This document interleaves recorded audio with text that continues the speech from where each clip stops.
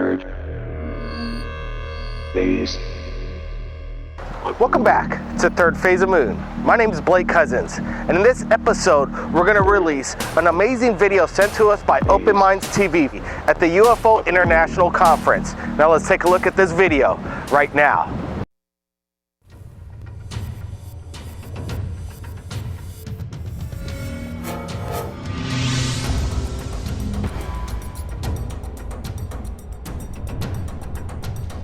Please help me welcome Michael Schratt. Thanks a lot. Thanks a lot. Okay. Good morning, everyone. First of all, I want to thank Open Minds for giving me the opportunity to join all of you today. And what I'd like to do for you this morning is give you a brief overview of Project Aquarius and give you some specific details regarding the interaction that Dr. Dan Burisch had with an extraterrestrial called J-Rod. And we've got some very quick announcements before we begin here. Number one, the information, drawings, and illustrations highlighted in this presentation originated from directly the testimony and direction of Dr. Dan Burisch. So in other words, I didn't make this up. This comes directly from Dr. Dan Burisch. He will be available after this presentation to address all your questions.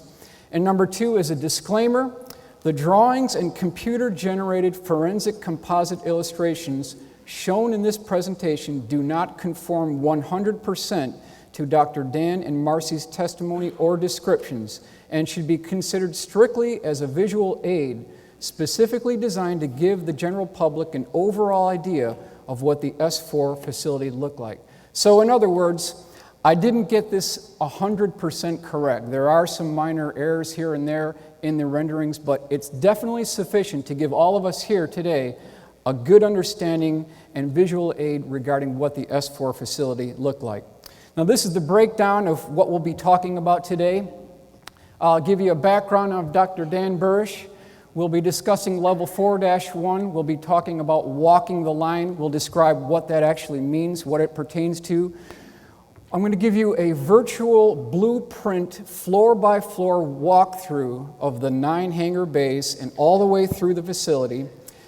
We'll consider the extraterrestrial and alien craft because there is a difference. We'll talk about the Roswell craft. We'll talk about the propulsion research laboratory at S4.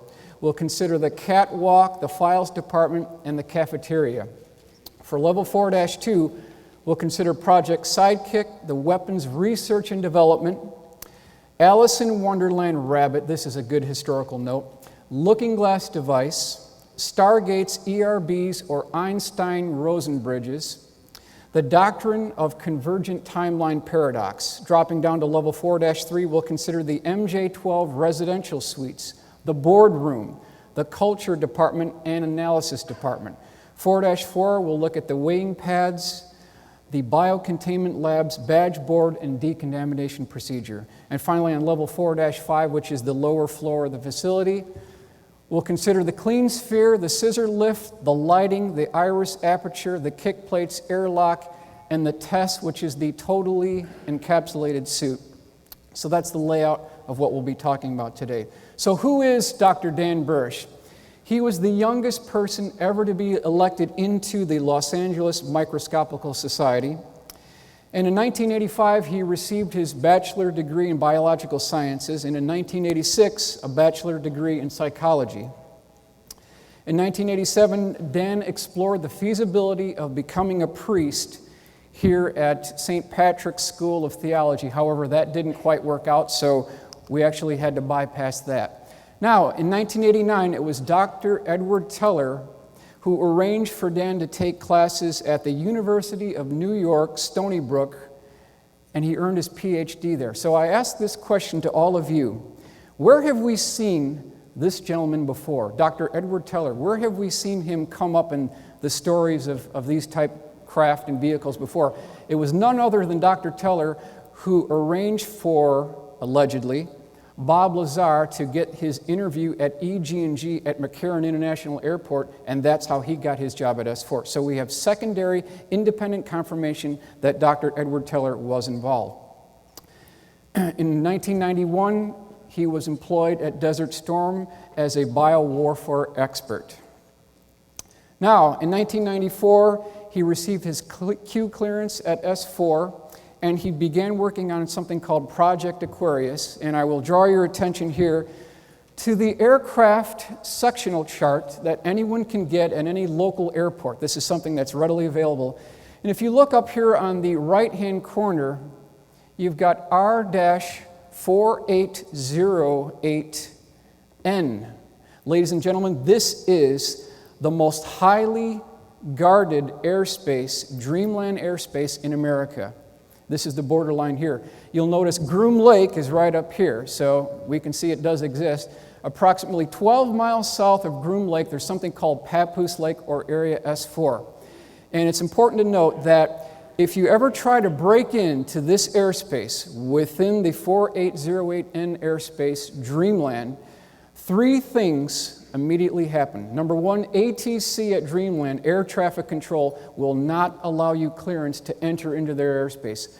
Number two, they will immediately, if you do not egress the area, they will immediately scramble an F-16 who will perform a particular maneuver where they'll fly perpendicular to your flight path at about 100 feet away from your aircraft, and then when you fly into his jet wash, it will either depart from controlled flight or you might end up wrecking one of your wings or tearing one of your wings off. So that's the second thing. And the third and final thing is you'll receive a final warning to exit the area, and if nothing happens, they will lock on with a Sidewinder missile and they will neutralize the target. So the bottom line is don't try to break into Dreamland airspace. Okay, so at S4, again, he received his clearance, and he worked under the direction of the Naval Research Laboratory and the Defense Intelligence Agency. So these are the two outfits that are running the program at Area S4. The EG&G terminal, 737-200, how do you get to Area S4? Well, it's the EG&G terminal, which is the gateway to Area 51 and S4.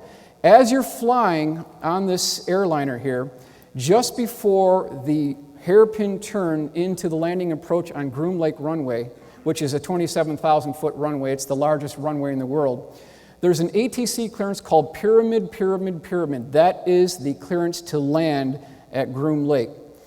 And what's interesting, a historical point from Dan Burisch indicated that on the trip on the 737-200 to Groom Lake, they played Neil Diamond's song, Coming to America, over and over and over again. So the question is, what is the encrypted symbolic message that they're playing on the airplane as you're going there? Well, under its original interpretation, that song talks about immigrants coming to America to make a better life for themselves. That makes a lot of sense. But under the direction of what happens at S4, it actually is talking about extraterrestrials coming to America and specifically coming to S4. That was confirmed by Dan Burisch as the correct interpretation. Now, when you land at Groom Lake, how do you get to S4? It's 12 miles away. There's three ways.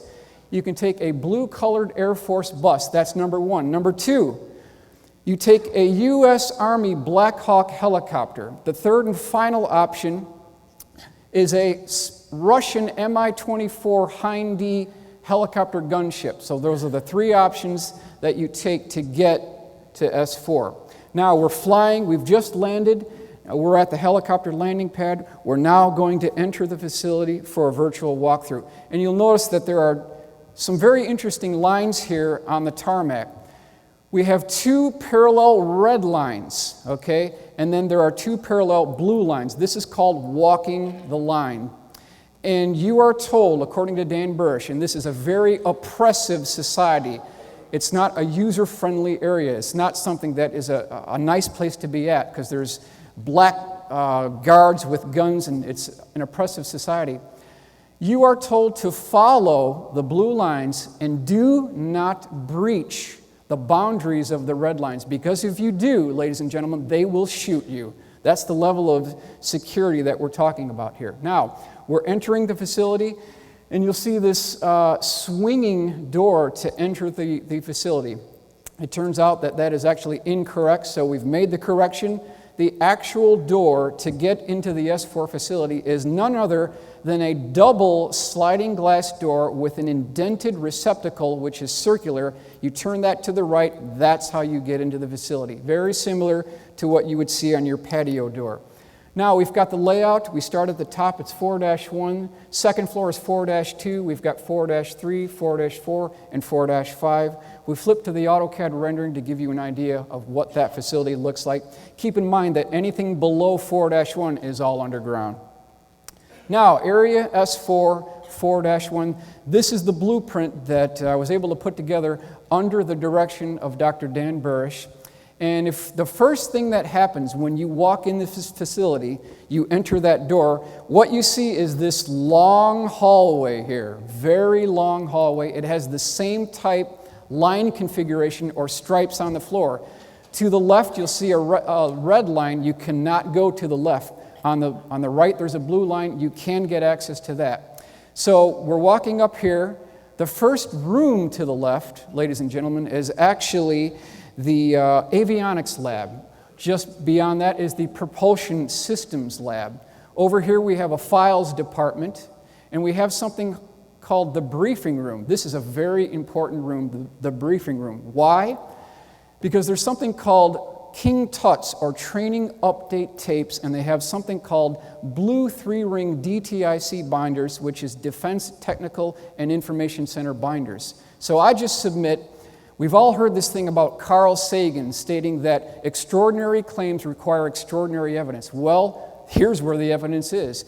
In this facility, they not only have the hardware, but they've got the tissue samples, they've got the motion picture film reels, they've got the high visual digital audio tapes. It's all here. This is what we're looking for. So, on the far western wall, on the interior of each of the 9 hangar bays, there is a 4-1 in red paint circled by a red circle. So that indicates that you are at area S4, floor 1. That's the significance there.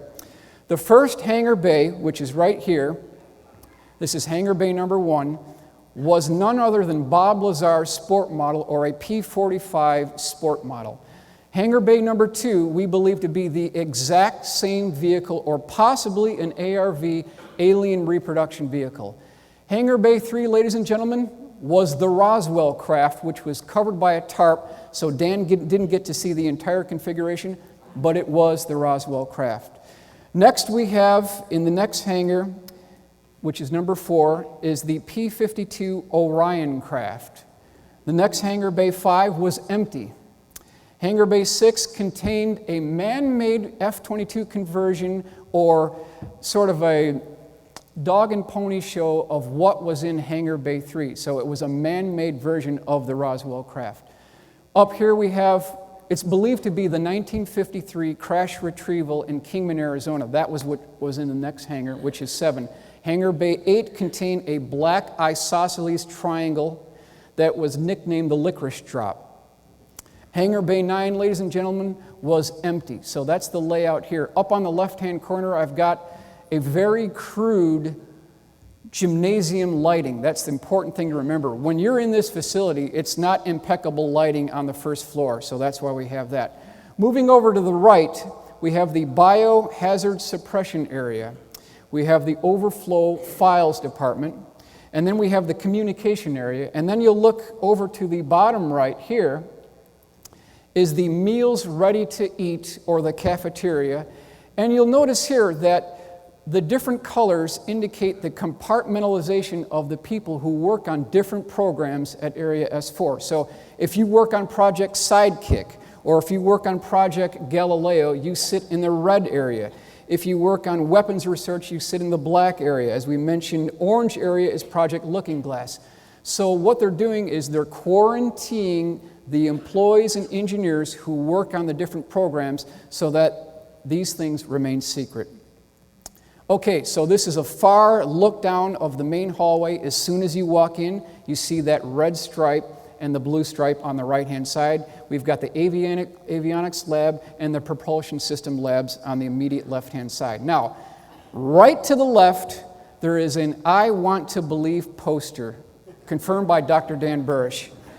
Over to the right, there is a nurse there and a weighing pad. So all this talk about trying to smuggle things out of S4 so that we can prove all this is real, well, it's next to impossible. Why? Because they weigh you in the nude when you get there, and they weigh you in the nude when you get out. And if there's a discrepancy within ounces, it's over. So you've got to be very careful here.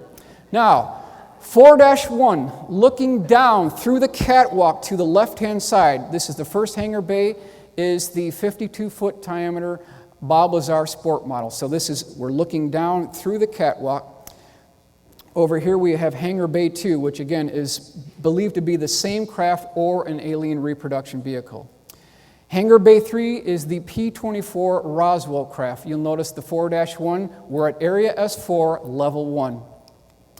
Now, this is interesting. I did not make this statement, but Dr. Dan Burisch and even the late geologist Dr. Phil Schneider indicated that the F-22 Raptor, the exterior configuration of the F-22 Raptor was originating from the original Roswell craft. That's a very bombshell statement to make, but if you take away the vertical stabilizers on the F-22 Raptor and then you remove the air intakes and then you do something what Dan Burisch told me, is if you drew a spline curve and connected all of the major points or intersecting areas on the Raptor, what you'd end up with, ladies and gentlemen, is the Roswell craft. So this comes directly from Dan Burisch. Is there any way to prove this? Well, take a look at the historical legacy on the origin point of stealth technology, and we'll start up here. There is a defining feature that goes through all these configurations. You've got the FB-22 up here. We've got a Russian stealth configuration here.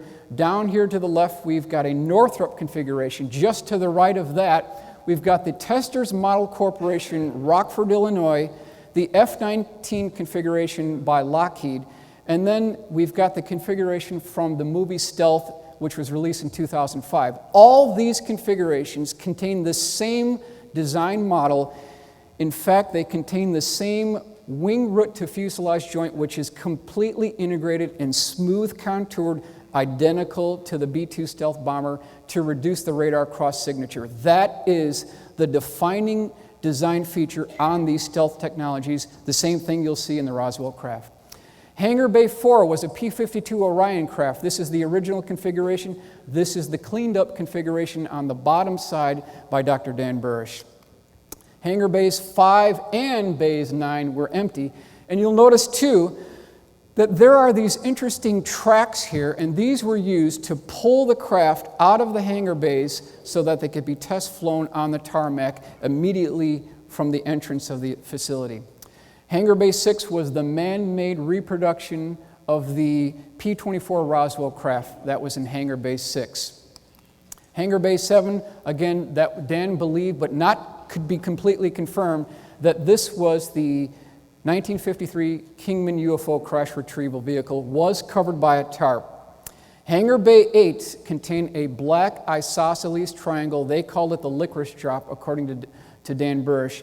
And I will mention that everything from Hangar Bay 1 to Hangar Bay 7 were all extraterrestrial vehicles. Hangar Bay 8 was the only alien vehicle, because there's a difference between extraterrestrials and aliens.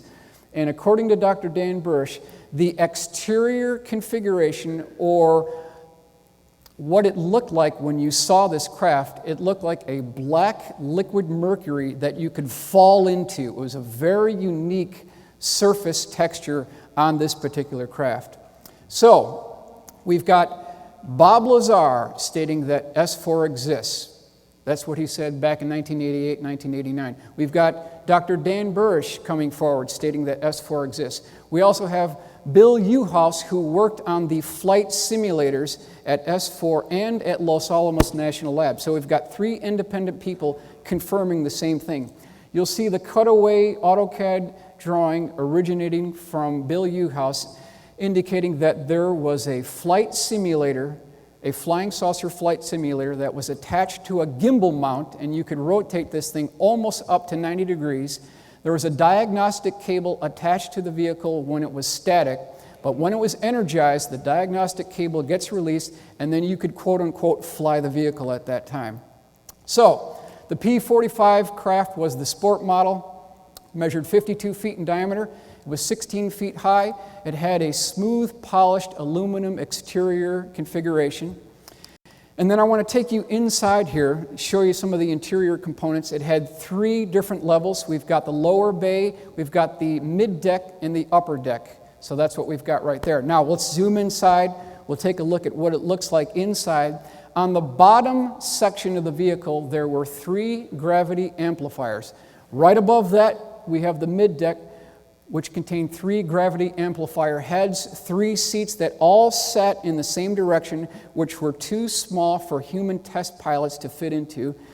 Then we've got a gravity amplifier system here. We've got a antimatter reactor and a waveguide that goes all the way up through the mid-deck and what we believe to be the avionics or navigation department right here, and these are not windows. So that's the layout of the sport model according to Mr. Bob Lazar. Now, spend 15 seconds on the propulsion system of this vehicle.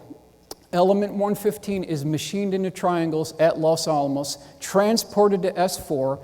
It is loaded into the antimatter reactor, and then the target substance is bombarded with protons. And when a proton plugs into the nucleus of an atom of element 115, it bumps its atomic number up to element 116, which immediately decays and releases antimatter. That is the power source for the vehicle in a near 100% thermoelectric generator. So that's a breakdown of the propulsion system. Project Aquarius terminology. Let's talk about some terminology here. Project Galileo. Project Aquarius is nothing more than an umbrella term for everything having to do with mankind's interaction with extraterrestrials. Below that, there are about 5 different programs. The first one is Project Galileo. It dealt with the propulsion system of extraterrestrial and future terrestrial vehicles. So that was the first one. Second one under Project Aquarius was Project Sidekick. Relates to a weapons program. No further information is available from Dan Burisch on that program. Project Looking Glass dealt with the physics of seeing the effects of an artificially produced gravity wave on time. The fourth project was a second-generation weapons program which originated with Project Sidekick, no program name provided. The fifth program dealt with a series of biological defense operations which Dan served in the capacity of senior scientist. So those are the programs that fell under Project Aquarius. So how did the J-Rod craft, or what was termed the Kingman 1953 UFO crash retrieval, how did it get to S4? Ladies and gentlemen, it got there by a 40-ton, what's called a dragon wagon tank hauler. That's how they got it there to the facility. Now, in 1953, according to Dr. Dan Burisch, there was a UFO crash retrieval at Kingman, Arizona. There were 3 bodies recovered. 1 died on impact. He was still contained to his biocontainment device. The other one went to Los Alamos, and the third and final one went to Area 51 S4. That's the J-Rod that Dan Burisch worked with. Now, in 1954, according to Dan Burisch, there was a meeting between President Dwight D. Eisenhower and representatives of the P-52 Orions, and a treaty was signed. A copy of that treaty was kept at Area S4, Level 4-1, and they also gave President Eisenhower something called the Orion Cube, which we'll talk about as well. What is the Orion Cube? It was also known as the Yellow Book. It has nothing to do with phone numbers, okay? What it is it's a 8 by 8 inch square cube, and it's a quantum viewing device that you could, once it's accessed, you could look at the probabilities of future events. There was protocols that had to be followed in order to activate this. And at one time, it's believed that this cube was stored at level 4-1. Later, it was moved to the Scottish Rite Masonic Temple just outside Washington, D.C. From that point further, we don't know where it is. So that's the lineage of the Orion Cube. Now, interesting to note that there are 3 events that took place in 1947. Is there a coincidence? I don't think there is. We've got the Roswell crash on July 2nd, 1947. Then we've got the formation of the CIA in 1947 and the formation of the Independent Air Force also in 1947. Three events happening at the same time.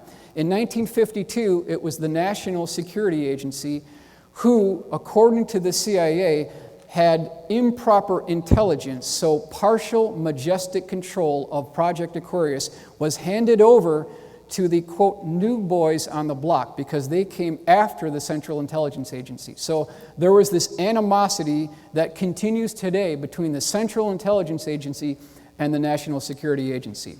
Now, moving down to 4-2, we've got the SolidWorks rendering and also the AutoCAD rendering of 4-2. Moving into the facility, the first thing you'll see when you look and walk into level 4-2 is a 3-foot-tall statue of an Alice in Wonderland rabbit. There's a symbolic message that they're giving you here.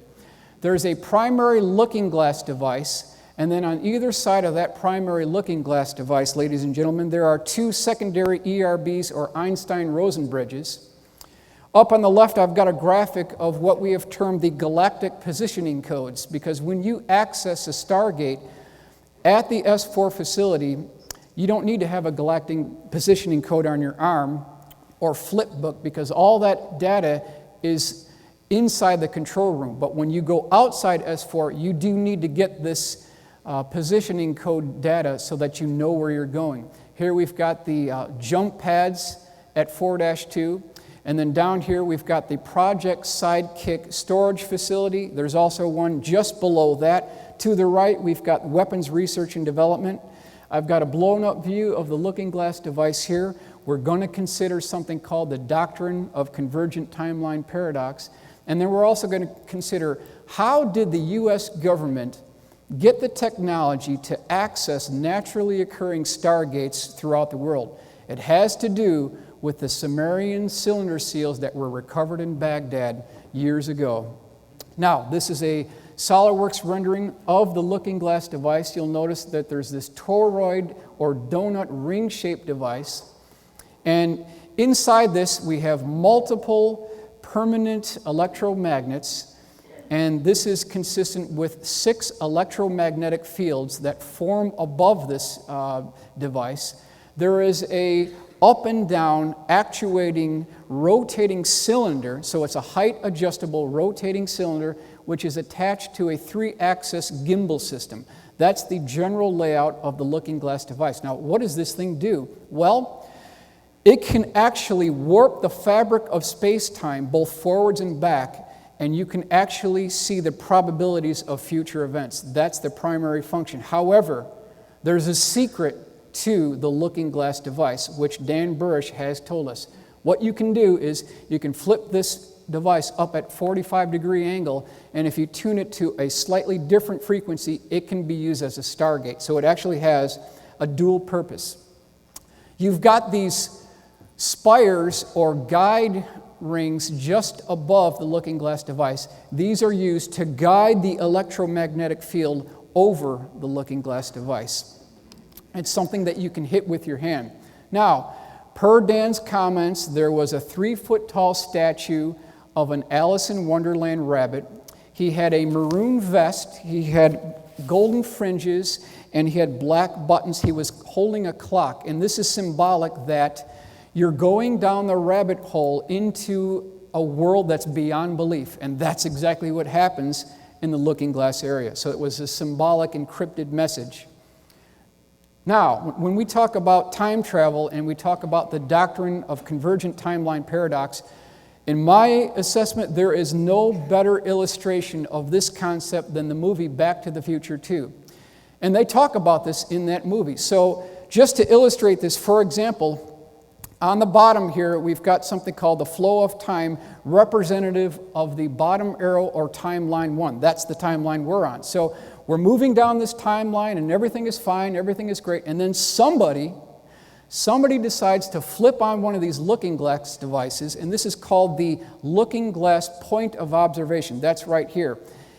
Now, we have someone that is looking into the future of probable events. At that point, at that exact point in time, we are no longer, ladies and gentlemen, on timeline 1, but we are now on timeline 2, and we have theoretically, we have affected our future timeline 1. So that's how this works. Now, in this movie, A DeLorean is used to go from the year 1985 to the year 2015, and a character by the name of Biff Tannen, he eventually comes into possession of something called the Gray's Sports Almanac, 1950 to 2005. He picks this up from an 80s memorabilia store. He goes back to the year 1985, and it's a cakewalk. He knows all the results, all the sports scores, to the horse racing, to NFL, to hockey. He turns out to be a billionaire. It's just incredible. But in the process of doing that, he completely destroys himself, everyone he's with, and everything, all the surroundings. So you can see of the catastrophic consequences of looking into the future. It has a very serious consequence. And that's borne out by what we see here with the Mayan calendar. Some believe, ladies and gentlemen, that on December 21st of 2012, it's the end of the world. However, some take a more positive approach and indicate that this is a new dawning of an age of enlightenment. And this is, if we flip over to the prophecy rock by the Hopis here, they have a similar motif. They talk about the evolution of mankind's consciousness on this bottom straight line, and then something happens. An event takes place where we go off into chaos, and that's what you see with this squiggly line. So again, it's very destructive in some cases to try to predict future events. It can have catastrophic consequences. Here you see the rendering, 3D Max Studio rendering of the Looking Glass device. We've got the transport pads in this location. Everything that took place in this facility was recorded on digital videotape. So they have the evidence, there's no question about it. You can see the electromagnetic fields forming above the Looking Glass device. There was a stand clear yellow and black stripe that followed the circumference of the Looking Glass device. Now again, this is Dan Burisch's rendering. We talked about the Looking Glass configuration. It's the general configuration on the upper left-hand corner. And then on the upper right-hand corner, we've rotated the device 45 degrees from the horizontal, and now it's in the, quote, Stargate configuration. So that's what we see there. The flip book, this was something that engineers wore on their arms, and it was kind of a GPS code book, because you have to know where you are and where you're going when you operate or access one of these Stargates. Now, some of you may have seen the movie Stargate. The actual Stargate looks nothing like what you see in the movies. The only thing that is consistent is this metal catwalk that gets you into the actual Stargate. That's the only similarity in the entire operation. Level S4, level 3. We're moving on to level 3. This is the SolidWorks rendering. Below, we have the AutoCAD rendering. Now, there are at least 3 primary areas to 4-3. You'll notice that there are 3 distinct segments here. Each has 4 residential suites. Ladies and gentlemen, this is the Majestic 12 residential suites. That's where they stay when they get to S4. It consists of a very simple 1-bedroom apartment with a sunken living area. There's a tile walkway to enter the facility. There's a single TV. There's 1 single bathroom. So that's the S4 Majestic 12 residential suite. You also know that we've got the culture department, we've got the analysis department just to the right and below the culture department. Up here on the right, we've got the call-outs, the leader call-outs. We've got slider trays, we've got pressure incubators. And when I was going through this, it really dawned on me that there's a lot of attention to detail here, and it was my assessment that this was coming from a man who had practical application experience in working in this environment. I mean, it just seemed to me that you couldn't make this up. There was a lot of detail here. It really seemed that this was someone who could speak from experience that was actually working in the facility.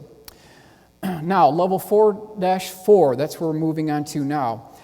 A number of primary areas here. We have the badge board. This is a blow-up of the badge board on 4-4. We've got a meeting room or a board room in that facility. There are multiple biocontainment labs in level 4-4, and we'll zoom in and blow up that area right here. These are the decontamination areas, and Dan Burisch's desk at S4, level 4-4, was right in this facility right here. So again, the level of attention to detail, to me, was just astounding. Really seemed like someone who was actually working there. Now, some of you may have seen this before.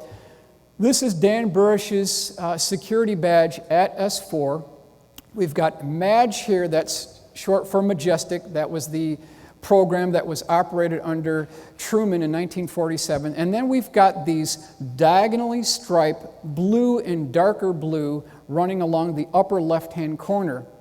This is the same configuration that Bob Lazar talked about as well. So again, we've got secondary independent confirmation that there was a security badge that actually looked like that. His badge number was H6196MAJ. Level 4-5, very important floor. This is the clean sphere floor. And you'll notice that there is an iris. This iris can move out for the clean sphere floor. You've got these orange cables going across the clean sphere, and they are to suspend the, quote, beehive lights. There was a boardroom on the right side, one boardroom on the left side, and then we've got the actuation of the actual clean sphere floor. So what does this thing actually look like? Before you get into the clean sphere, there's multiple protocols that have to be followed. This is the entire layout of the protocols. The 4-5 gantry vehicle and overview of clean sphere entry protocol. So you've got the totally encapsulated suit that you have to contend with. You have to have a positive pressure environment in that suit. And the umbilical cords that take place at this stage are integrated into the clean sphere. Now, detail views. We've got the PINS device. What did Dan Burisch do when he got there? He worked with this PINS device, which is the pressure-induced needle system. He carried a briefcase with him when he got into the airlock, which gained access to the clean sphere. Down here I've got the representation of the 40-ton Dragon Wagon tank hauler. Shows you how they got the craft to the facility. And this is a rendering of the airlock here. This is a layout of what the 4-5 facility looks like. So picture in your mind's eye a large square building, somewhat similar to what we have here. And on all four corners, you'll have this fillet radius. So the corners aren't sharp, but they're blended really nicely. And then on the lower floor, you've got something called a scissor lift. It's the same type of scissor lift you see in manufacturing, in construction sites. And just above that, of course, we've got a hydraulically actuated scissor lift. There's a floor with a large circular cutout with something called the clean sphere. And the clean sphere, ladies and gentlemen, is not a complete sphere.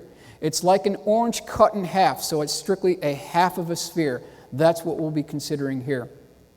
Here you see the SolidWorks rendering of the clean sphere device, and then the scissor lift, almost identical to what you would see at your local airport with these concession trucks that bring this box up to the 747 cargo bay and then bring in the meals. That's the same type configuration that you would see at the bottom of 4-5. Here's the rendering of what the clean sphere actually looked like. It was 52 feet across. The plexiglass clear bubble was 2 inches thick. Think about the manufacturing that had to take place to get that there. Just an incredible level of engineering. Impeccable lighting was located on 4-5, which is different than level 4-1. There were 7 indented windows, or Majestic 12 observation gallery windows. They measured 2.5 feet wide, 4.5 feet tall. So there were 7 of those so that you could look down inside the clean sphere as you're taking tissue samples from the J-rod. That's what we see here. Now we've got something called the beehive lights. These beehive lights could actually move along trapeze cables. They could be lowered and raised through a telescopic device, and these were actually designed and built by J-rods and the S4 engineers. Just an impeccable level of lighting on 4-5. Why is that needed? Because you don't want any shadows when you're taking tissue samples from an extraterrestrial. Here you can see the edge of the 4-5 floor, which is in the yellow and black stripe right here, and then also the edge of the clean sphere bubble right here. That's what we're indicating in this illustration. Now, there's something called kick plates that actually are manually operated, and they seal the gap between the clean sphere edge and the floor of 4-5, the opening. That's what they do. And according to Dan Burisch, these were done by hand manually, and when you slam these down, there's a big bang that takes place. So it's something that he really stressed. Here we see the scissor lift lifting the clean sphere up to the second floor of 4-5.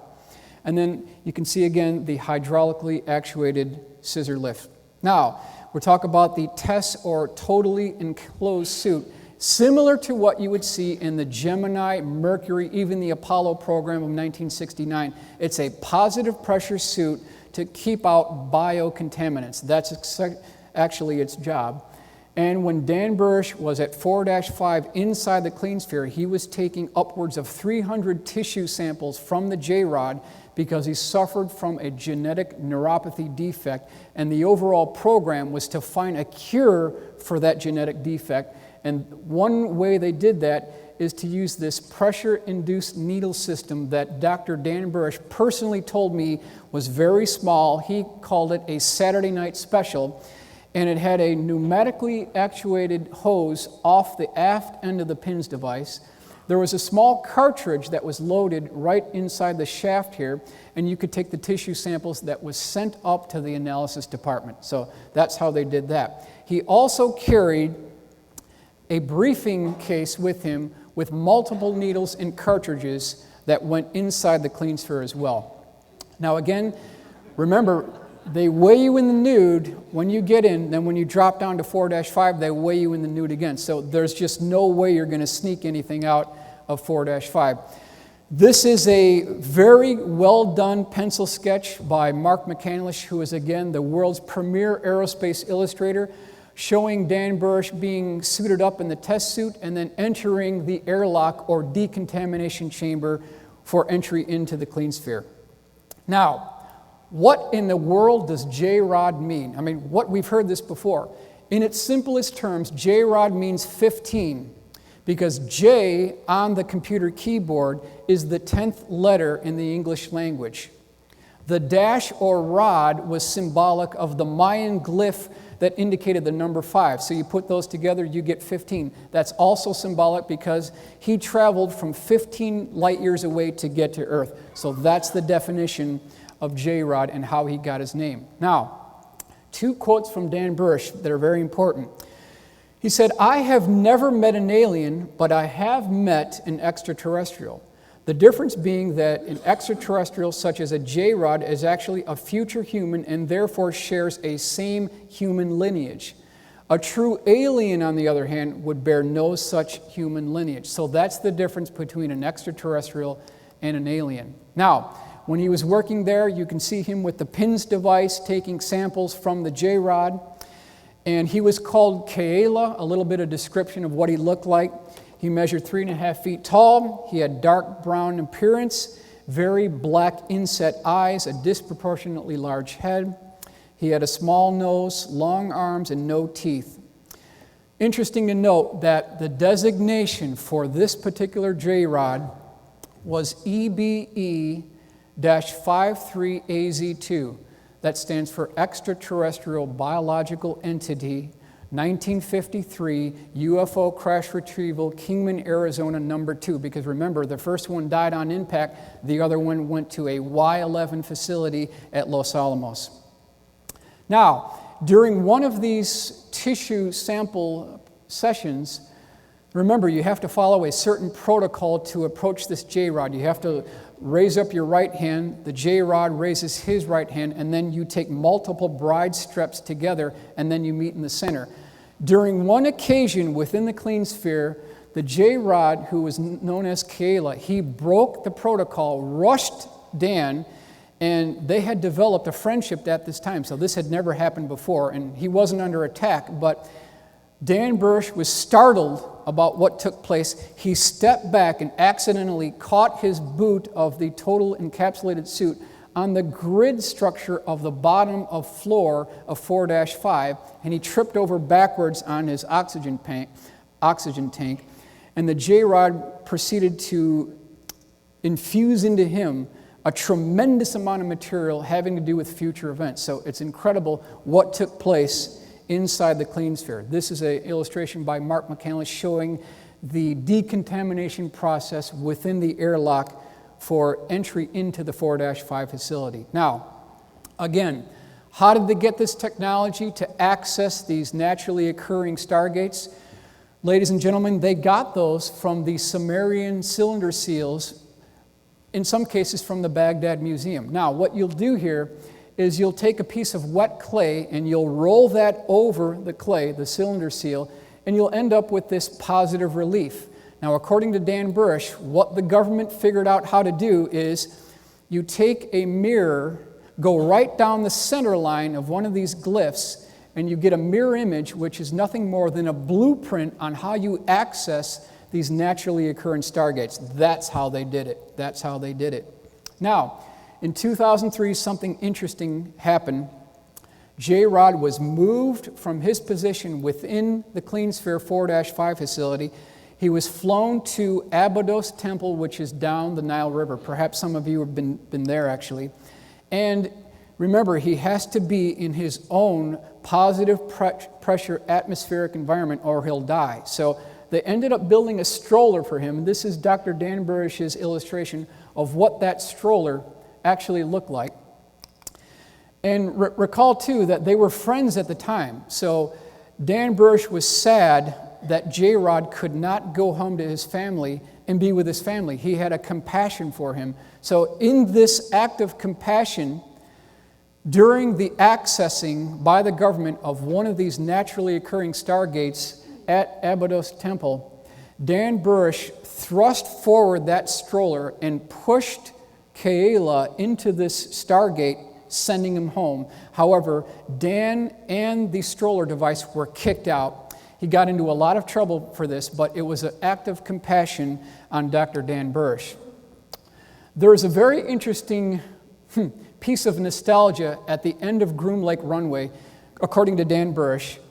There is a sign there that has multiple arrows pointing in every direction, and the sign says home. And this is a symbolic message that what takes place at S4, perhaps Groom Lake, home is underground, it's in outer space, it's north, it's east, it's west, home is everywhere. There's a symbolic encrypted message being employed in this symbol here. So, ladies and gentlemen, I think it's really important that we honor the courage that Dan Burisch had to come forward and give us this information regarding the specific details of the S4 facility and providing all of us a potential for a very bright future which is on the nearby horizon, and I want to thank you for your attention.